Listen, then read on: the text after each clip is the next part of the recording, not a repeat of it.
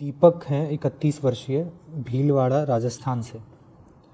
लिख रहे हैं, नमस्ते सर, गुरु पूर्णिमा पर आपको बहुत सारा थैंक यू। आपके कारण मैंने ईशावास्य उपनिषद पढ़ा।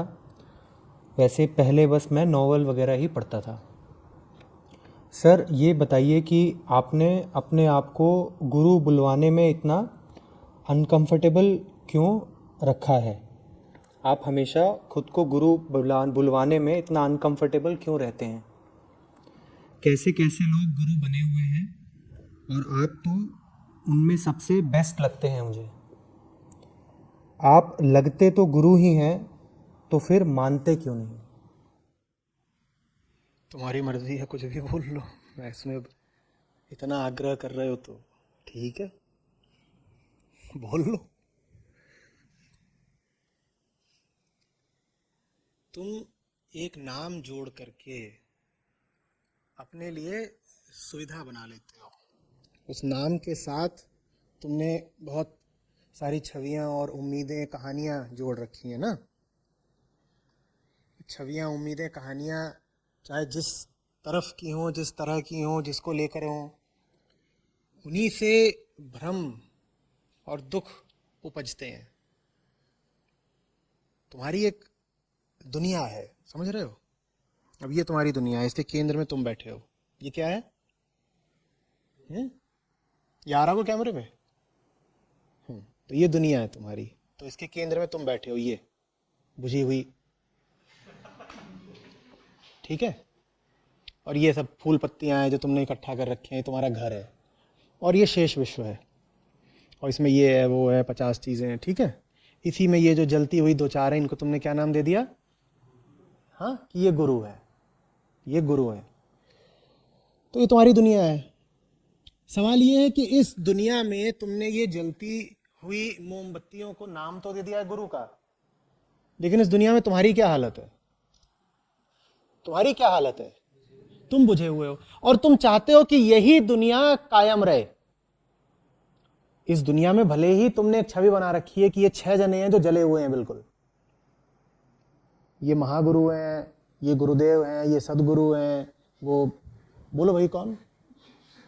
परम गुरु हैं, वो पार गुरु हैं, वो हाँ वो तो ये तुम्हारी दुनिया है जिसमें 6 या 60 या 600 तुमने गुरु बैठा रखे हैं। उनके बीच में तुम हो ऐसे। अब तुम चाहते हो कि इसी दुनिया में ये जो तुमने एक ढांचा, एक पैराडाइम बना रखा है, इसी में तुम मुझे भी कहीं पर बैठा दो, फिट कर दो। तो तुम तैयार हो, तुम कह रहे हो कि मार्केट में एक नया नया आया है, जैसा कि तुम यूट्यूब पे कमेंट भी लिखते हो कई बार, तो 6 थे, चलो अब 7 कर लेते हैं। तुमने कर लिया 7, नतीजा क्या निकलेगा? तुम तो ऐसे के ऐसे ही रह जाओगे ना। और यही तुम चाहते हो कि मुझे भी तुम इनमें ही शामिल कर दो, ताकि तुम्हें ऐसा बना रहने में पूरी सुविधा रहे। मेरे इरादे थोड़े खतरनाक हैं। मैं वहां कोने में बैठने को राजी नहीं हूं, मैं तो घर में घुस के जलाता हूं। तो इसलिए मैं कहता हूं कि मुझे गुरु वगैरह मत बोलो, क्योंकि गुरु वगैरह बना करके तुम मुझे भी अपने संसार की परिधि पे बैठा दोगे, वहां कोने में। मुझे आना है बिल्कुल केंद्र में। मुझे ये नहीं करना है कि मैं वहां बैठ के अपना ही डंका बजाता रहूं, मियां मिट्ठू बनता रहूं अपने मुंह। कि पूरे में अंधेरा है, बीच में एक लौ जल रही है, आहा क्या पवित्र पावन लौ है, उसका नाम है गुरुदेव। ये साल के 365 दिन हैं जिनमें गुरुदेव की कोई उपस्थिति नहीं। गुरु पूर्णिमा वगैरह आए तो जा करके थोड़ा उधर देखा है, अच्छा वहां लौ जल रही है, क्या पवित्र लौ है, आहा शिखा। वो बहुत बेकार ढांचा है, तुम समझ रहे हो? उस ढांचे में तुमने जिसको व्यवस्थित कर लिया, उस ढांचे में तुमने जिसको समायोजित कर दिया, माने क्या कर दिया? फिट कर दिया, वो अब तुम्हारे किसी काम का नहीं रहा। तुम्हें कुछ ऐसा चाहिए, तुम्हें कोई ऐसा चाहिए जो तुम्हारे ढांचे से बाहर का हो, जो तुम्हारे ढांचे में बिल्कुल टूट फूट मचा दे, जो तुम्हारी इस मेज को ऐसे उठा के उलट दे। तुम्हें तो मजा ही आ रहा है, तुम्हें अपना सोए पड़े हो आराम से। जगने का ठेका तुमने किसको दे दिया है? ये जो 5-7 गुरु लोग बैठे हैं, इनको बोल दिया आप जगे रहो, जले रहो, हमारा काम है फूलों के बीच में सोना। ये देखो चारों तरफ फूल ही फूल हैं, ये प्रकृति के फूल हैं, और इनके बीच में तुम बुझे हुए हो बिल्कुल।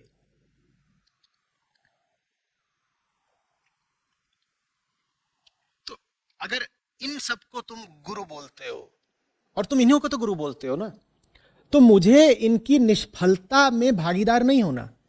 ये निष्फल गए हैं, ये व्यर्थ गए हैं, इसका प्रमाण क्या है बताओ? ये तुम्हारी ये हालत इस बात का प्रमाण है ना कि तुम्हारे ये जितने गुरु चल रहे हैं दुनिया में, ये सब तुम्हारे लिए व्यर्थ गए हैं। अगर इनमें कोई दम होता तो तुम ऐसे फूके हुए क्यों होते? और तुम मुझे इन्हीं की श्रेणी में रख देना चाहते हो क्योंकि तुम्हें ऐसा ही रहना है। मैं तुम्हें ऐसा रहने नहीं देना चाहता। तो ये अभी मेरे तुम्हारे बीच रशाकसी चल रही है। तुम मुझे गुरु बनाना चाहते हो, मैं बनना नहीं चाहता। तुम मुझे गुरु बना करके बिल्कुल कचड़ा कबाड़ कर देना चाहते हो। मैं कचड़ा कबाड़ हो गया तो मैं तुम्हारे काम का नहीं रहूंगा। तुम्हें बात समझ में नहीं आती।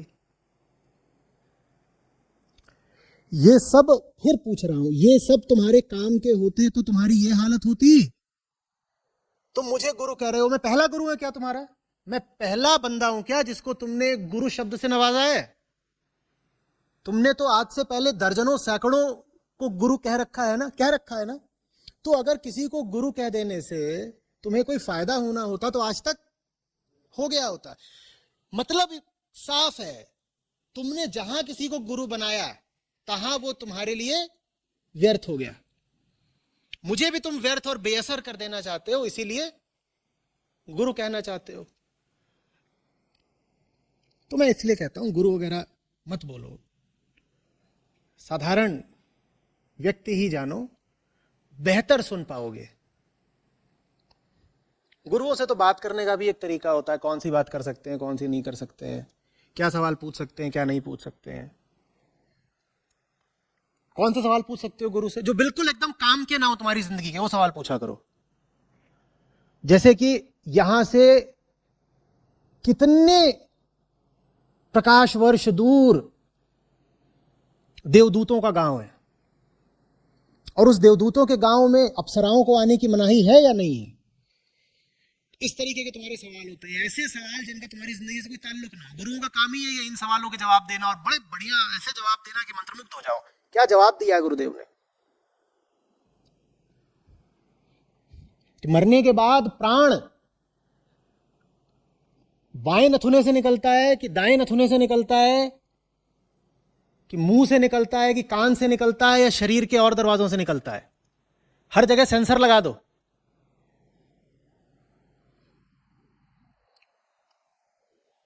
गजब। और इस तरह के विषयों पर गुरुदेव बिल्कुल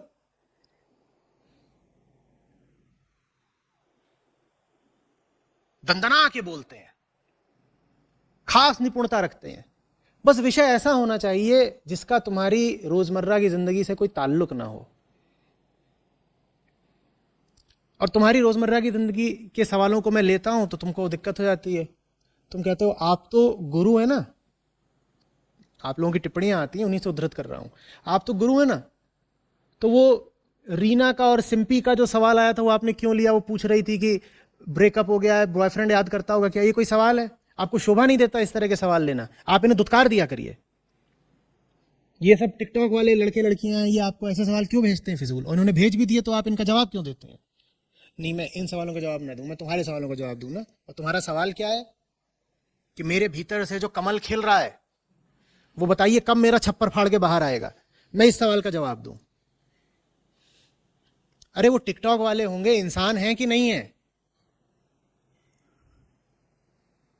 और इसी देश के लड़के लड़कियां हैं, हमारी जिम्मेदारी है वो। अब उनके पास इसी तरह के सवाल होते हैं तो मैं क्या करूं? उन सबको ठुकरा दिया करूं कि मैं तुम्हारा कोई सवाल नहीं लूंगा? तो मैं कितने सवाल ठुकराऊं?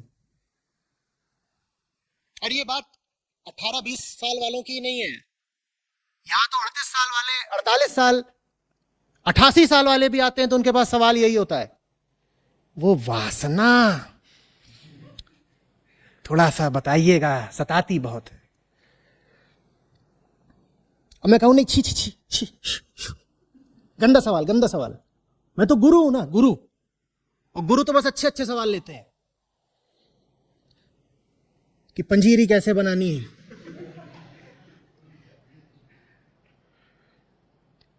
और तांबे के लोटे में चरणामृत तैयार करें या कांसे के लोटे में?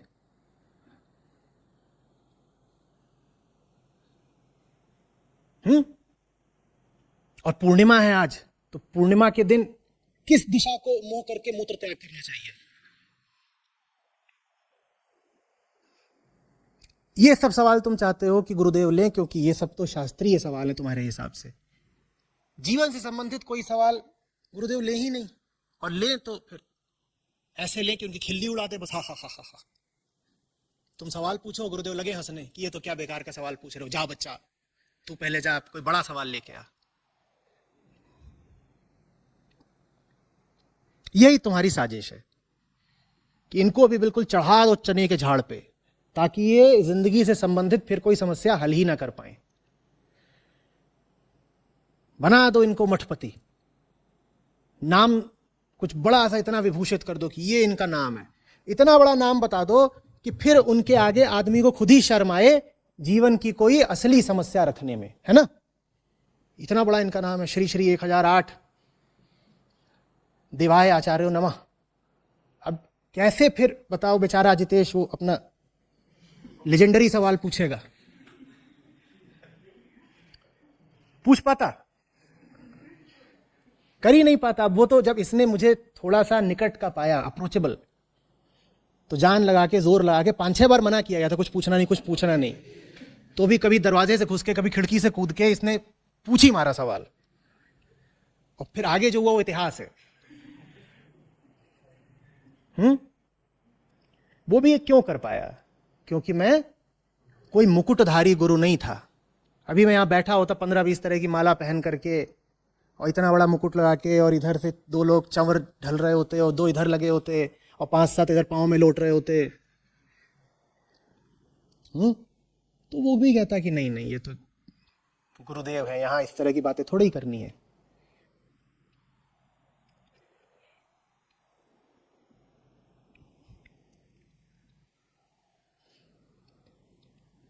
हमने अपनी जिंदगी के 2 खाने बना रखे हैं, 2 कक्ष, 2 कमरे।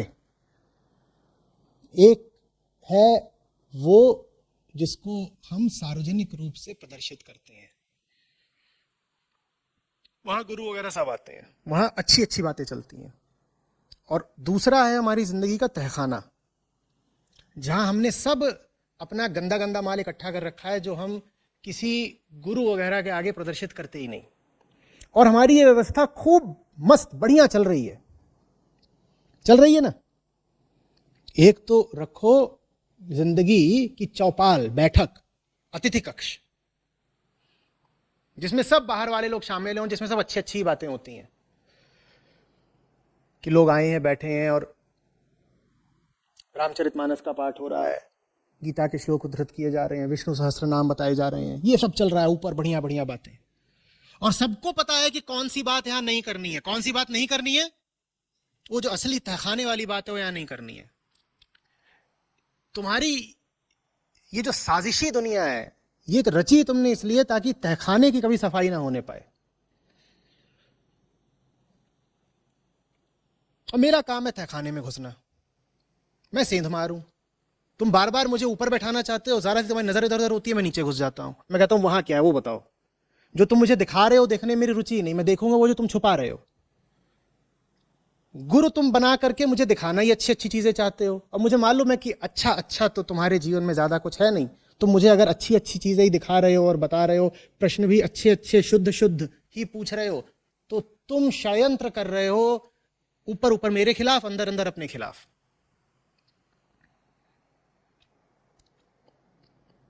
अगर अपनी बेहतरी चाहते हो तो तहखाना साफ करो, सारी गंदगी वहां जमा है, असली बातें करो।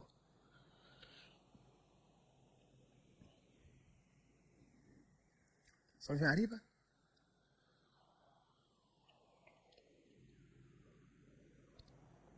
क्या ये कह सकते हैं कि जब हम किसी को गुरु बनाते हैं तो अपनी अच्छी अच्छी छवि तो उनके आगे प्रदर्शित करते ही हैं, उनसे ये भी अपेक्षा रहते हैं कि वो भी अच्छे अच्छे ही बने रहें। ये तो एक आपस में वही है, तू मेरी पीठ खुजा मैं तेरी खुजाऊं, तू गुरु का किरदार निभा और मैं चेला बन जाऊं। और हम दोनों बिल्कुल वही करेंगे जो पारंपरिक रूप से गुरु चेले करते आए हैं। गुरु जी अपना ज्ञान दान देंगे और सब जो दुनिया की उज्जवल और उच्चतम बातें हैं वो करेंगे, और चेला हुंकारा मारेगा और गुरु जी को भी अपनी सीमा और मर्यादा पता, उन्हें पता है कि चेला मुझे 1.5 घंटे से ज्यादा झेल सकता नहीं। जब 1.5 घंटा पूरा होगा तो गुरु जी खुद ही कहेंगे अच्छा आप जा, क्योंकि उन्हें पता है कि अब चेले खुजली बच रही है, अब उसके दूसरे प्राकृतिक काम करने का वक्त आ रहा है। ज्यादा अगर इसको रोका चेले को तो फिर गुरु की मर्यादा ही भंग करेगा ये, तो इसको उतना ही खींचो जितना चलेगा, इसको उतना ही श्लोक सुनाओ, उतना ही ज्ञान दो जितना ही बर्दाश्त करेगा, क्योंकि जिंदगी के हैं 2 हिस्से।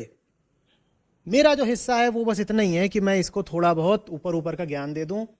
मुझे शिष्य ने ये अनुमति ही नहीं दी है कि मैं उसकी जिंदगी के तहखाने में घुस करके मूल गंदगी की सफाई करूं। तो ये गुरु का और शिष्य का आपसी समझौता होता है। इस समझौते में दोनों को सुविधा रहती है। गुरु सम्माननीय बना रहता है और चेले को भी ऊपर ऊपर से नैतिक बने रहने की सुविधा।